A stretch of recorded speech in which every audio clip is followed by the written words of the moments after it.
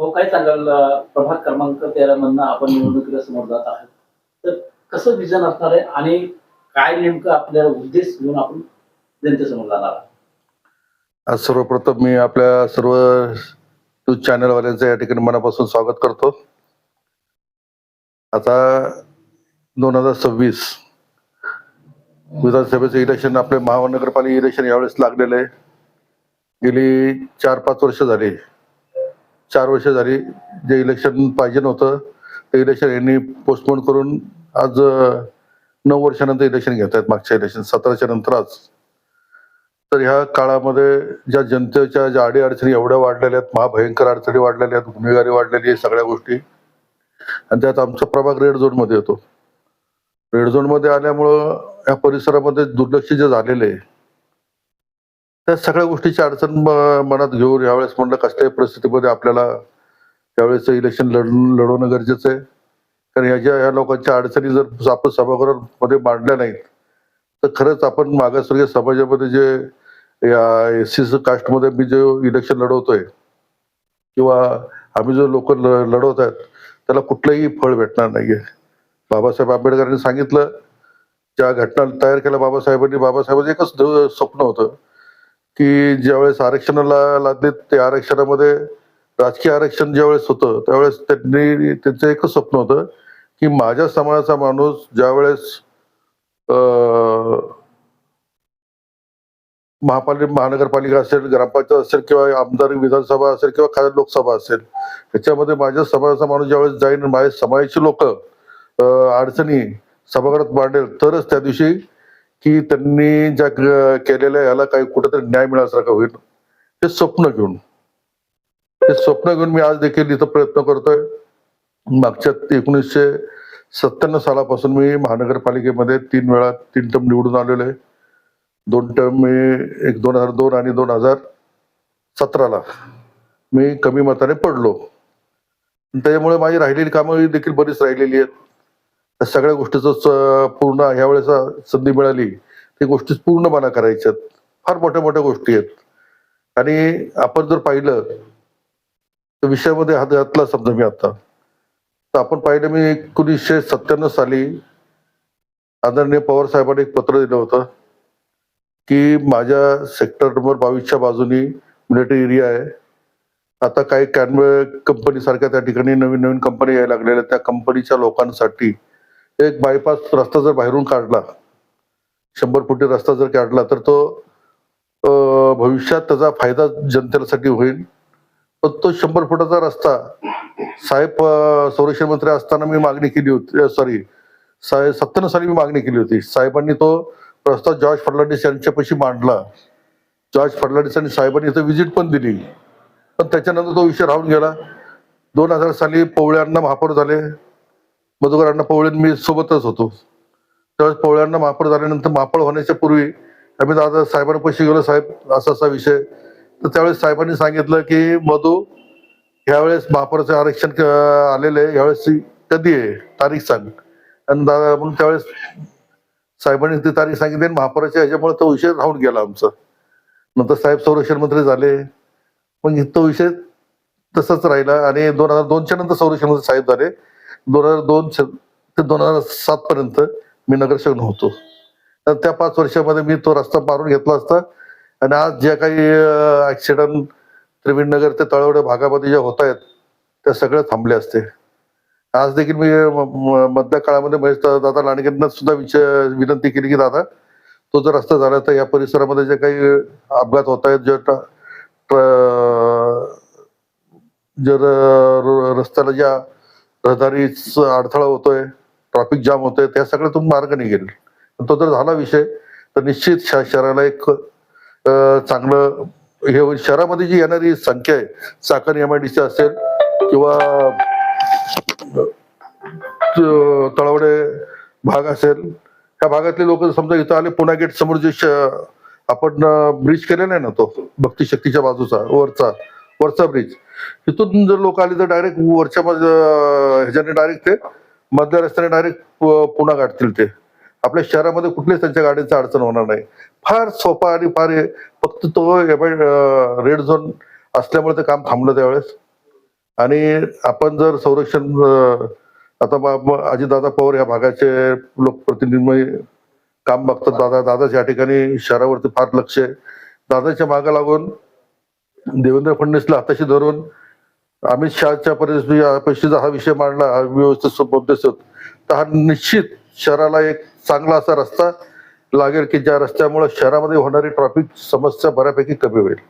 आपण भाऊ पाहिल्याच्या नंतर देशात, राज्यात आणि या शहरात भारतीय जनता पार्टीची सत्ता, तर या शहराची सत्ता भारतीय जनता पार्टीचे 2022च्या नंतर हे झाले, प्रशासन लागू झालं.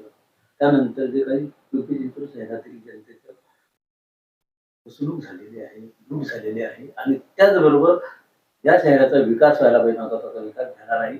आणि आपला प्रभाग जो 13 नंबरचा आहे, त्या प्रभाग क्रमांक हा काही झोपडपट्टीचा भाग होता, तर काही उच्चभ्रूचा येतो. यामधल्या नेमका विशेष प्रश्न घेऊन तुम्ही कुठल्या निवडणुकीला समोर जात आहे?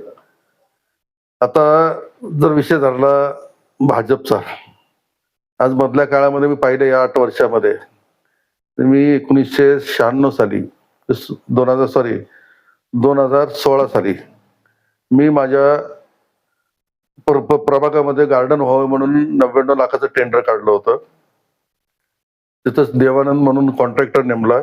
30-35 लाखाचं मी काम पूर्ण केलं. 65 लाख रुपये शिल्लक राहिले आणि ते काम गार्डनचं काम चालू असताना जेव्हा मी इलेक्शन लागल्यानंतर मी पडलो. त्याच्यानंतर ते कामाचे पैसे जे गडप झाले त्याच्यावरती परत टेंडर काढलं होतं, परत काहीतरी निधी जमा केला, ते देखील पैसे गडप केले. आज देखील महापालिकेला मला विचारायचंय की साधा प्रश्न आहे, कमिशनर जर यावेळेस हे जर पाहिलं, कमिशनरने जर ऐकलं, तर कमिशनरला माझी विनंती आहे, आयुक्त साहेब, संजय कांबळे कार्यकारी अभियंता असताना मी 2016 साली सेक्टर नंबर 22 मध्ये गार्डन, पाण्याच्या टाकी खालचं गार्डन विकसित व्हावं म्हणून 99 लाखाचं टेंडर काढलेलं आहे.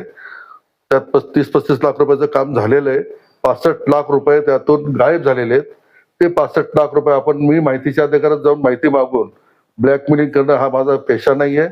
परंतु आपण जर चौकशी केली तर निश्चित त्यावेळेस तो ठेकेदार, अधिकारी आणि त्याच्यात संबंधात जे काही लोक असतील ते संपूर्ण आज तुम्हाला रेड हँड भेटतील. आणि त्याच्यानंतर सुद्धा अजून जर आपण लेखा विभागामध्ये चौकशी केली तर त्या भागातल्या गार्डनच्या कामाची अजून टेंडर एक काढलेलं होतं, ते टेंडर देखील गडप केलेले आहे. आणि गार्डन मध्ये आज 8 वर्षामध्ये एकही झाड लावलं नाहीये. जे झाडं आज मी स्वतः लावलेली झाडं, स्वतः रोज सकाळी उठून 5 वाजता झाडांना पाणी घालतोय, झाडं मोठी करतोय. आज माझ्या परिसरामध्ये एवढं मोठं गार्डन असतं, एकही झाड लावलं नाही. त्या झाडासाठी मी 1-2 ठिकाणी बोर मारायचं काम केलं. बोरला पाणी लागलं नाही, त्यामुळे ते बोर वाया गेलेत. पण आज मी महापालिकेच्या शाळेच्या ह्याच्यामध्ये बोरचं पाणी शोधणाऱ्या माणसाला बघून मी स्वतः बोरचं पाणी शोधून काढले की त्या ठिकाणी जमिनीखाली पाणी आहे. पण शेवटी कसं एवढं तिथं खर्च करायचा, म्हणजे महापालिकेला विनंती केलेली आहे मुख्याध्यापकाच्या माध्यमातून. महापालिकेच्या पाणी पुरवठ्याच्या लोकांनी जर त्या ठिकाणी बोर मारली तर निश्चित चांगलं पाणी त्या ठिकाणी भेटेल. तिथं बाजूचे सोपडे, तिथं जे गार्डन होईल, त्या गार्डनला सुद्धा आज आमचं डॉक्टर बाबासाहेब आंबेडकर वसाहत म्हणून आम्ही ज्यावेळेस म्हणतो, तर ह्या वसाहतीमध्ये आज सुंदर असं गार्डन, मी त्या गार्डन मध्ये एखादा बाबासाहेबाचा फोटो तिथं लागला, बाबासाहेब पुतळा त्या ठिकाणी बसला, तर याला जिथं गुन्हेगारी आपण म्हणतो, जे सेक्टर 22 वोटा स्कीम, जे गुन्हेगार दरोडेखोर ह्याचे नावं ठेवलेली गेलेली आहेत.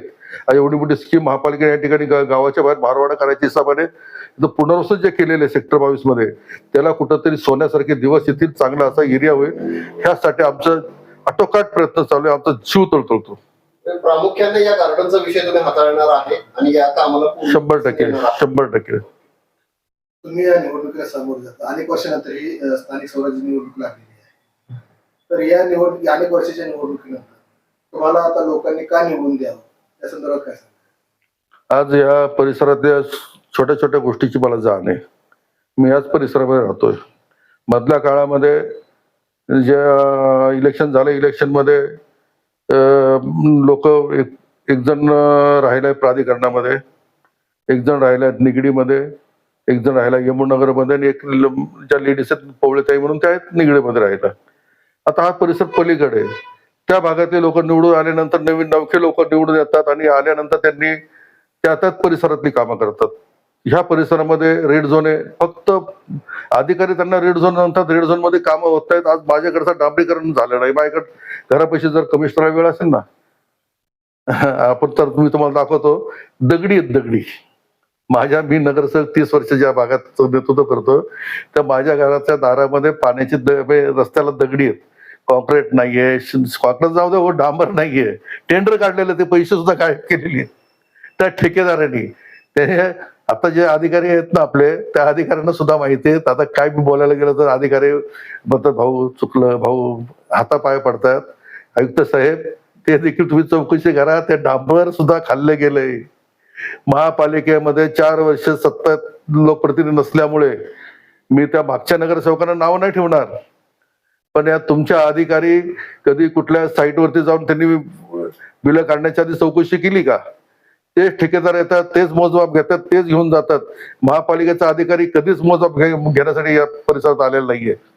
कामाचं सोडावं, त्याच्या नावाखाली जे टेंडर झालेले तर टेंडर सुद्धा अख्खी गडप केलेले आहेत. खड्डे आता रस्त्याने बघितलं तर खड्डे आहेत, खड्डे सुद्धा बुजवलेले आहेत. रेड झोन मध्ये रेड झोनच्या नावाखाली सगळा भ्रष्टाचार आज करून टाकलेला आहे. या महापालिका निवडणुकीच्या निमित्ताने तुम्ही जनतेला काय विशेष आव्हान?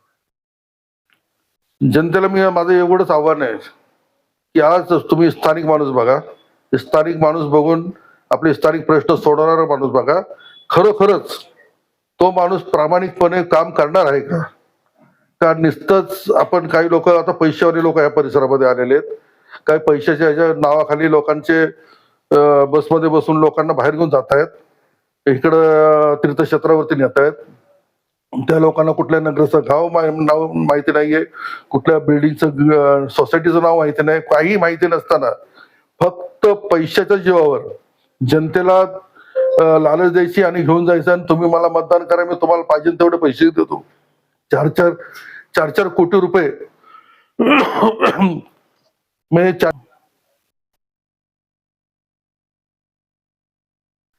एका मताच्या मागे 4-4 हजार 5-5 हजार रुपये देणारे माणसं या ठिकाणी उभे राहायला लागलेत. फक्त त्यांना काय वाटतंय की माझ्या सेक्टर 22 मध्ये राहणारी जे लोक आहेत पैसे दिले म्हणजे हे विकले जातात. पण बाबासाहेब आंबेडकरांनी जे तत्वज्ञान सांगितलेलं आहे, हे लाखाचं मत आहे.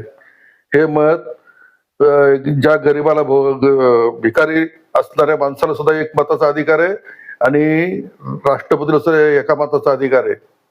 हे मत आपण जर विकलं तर आपल्याला कोणी विचारणार नाहीये. त्यामुळे बाबासाहेबांच्या शपथ घेऊन सांगतो, हे मत न विकता प्रामाणिकपणे तुम्हाला जो माणूस काम करणार असेल त्या माणसाला मतदान करून निवडून द्या. तिथं तानाईकडे असो किंवा अजून कोणी असो, एवढीच माझी विनंती आहे.